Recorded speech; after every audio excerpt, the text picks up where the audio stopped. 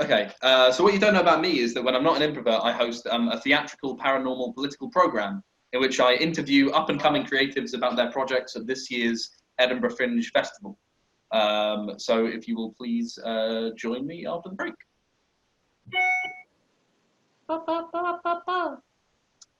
Hello and welcome to Bvinta What Hour, where we interview the finest up-and-coming talents on the theatre scene here in Scotland's beautiful capital. So our first guest today, she is an extraordinary artist, creative, musician, poet, and all-round talented up-and-coming superstar. So could you please tell us about the project that you've been working on this year? Hello. I'm actually, I don't know if you actually recognise me from home, but I'm the girl from The Ring. I've been in lots of paranormal theatre things over the years, but today, here now, I'm here to tell you about my own show. And what's the name of that show? The name of the show is Here Comes Sally, but I play Sally. Now, I'm not a girl in a well, but I am wet. It's very funny, actually. It's all about Sally, our protagonist, and she doesn't fall in a well, she falls in a pond. All right. Yes. And is it not true that you'll be performing it in a real pond? Yes. The pond by which the witches were thrown in is at the bottom of Arthur's Seat. Come see it. It's at 3 in the morning every Tuesday morning. So our next guest is a veteran of the culture scene here in Edinburgh, a director that I've admired for many a year now, Mr. Thomas McStrudel. And you've taken quite a departure this year from your usual repertoire. So could you please tell us about your new piece?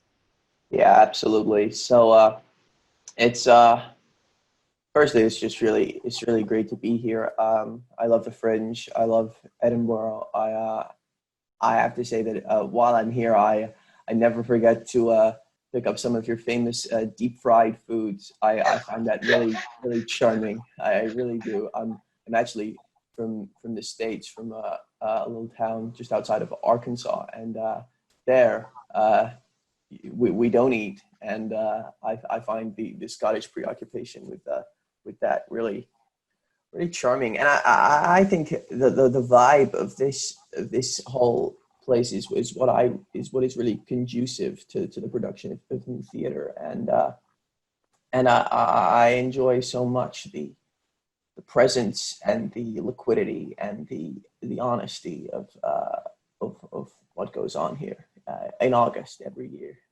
That's knockout stuff. So funny you should mention food.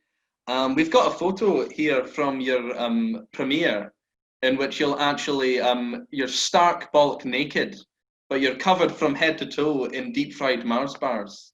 What were you trying to communicate with that particular So this is a little embarrassing, perhaps, but people read a lot into my actions. I've done performance art and public theater before, and I think because of that, people tend to come to and view anything that I'm doing as some kind of statement. In all honesty, I was worried that I would be hungry at the premiere, and I wanted to prepare for that eventuality. So I wrapped myself from head to toe, leaving air, as you say, for the bollocks. Is that yeah? Close enough. Yeah.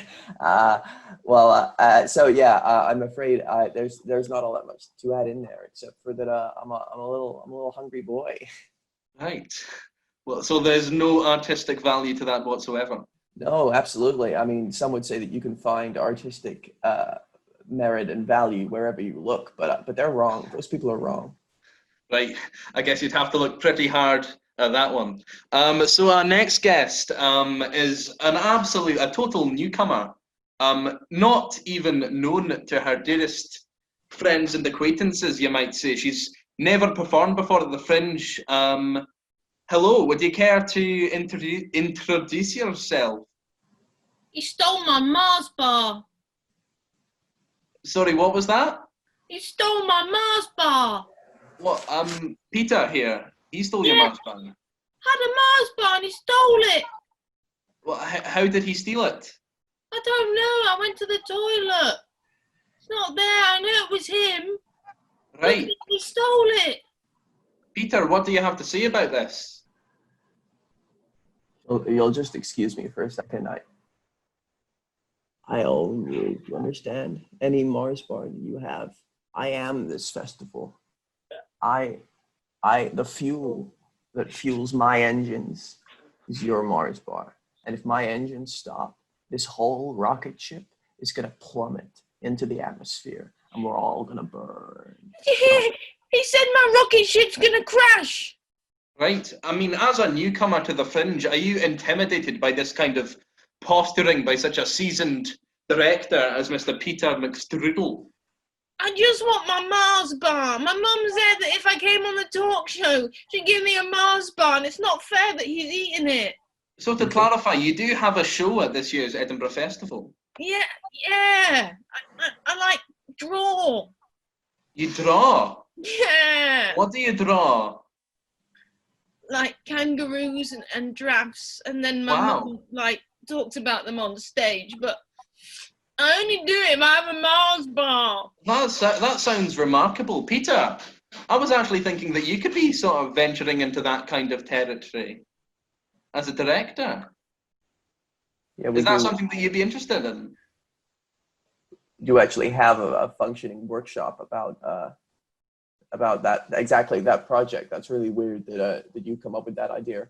Yes, because you steal everything. Yeah. Well, you'll be hearing from the Death Squad is all I'm saying. Right. Okay, so that provides a bit of a taste of the drama that you can be expecting this August 2020. We'll be back with you very shortly. Good night.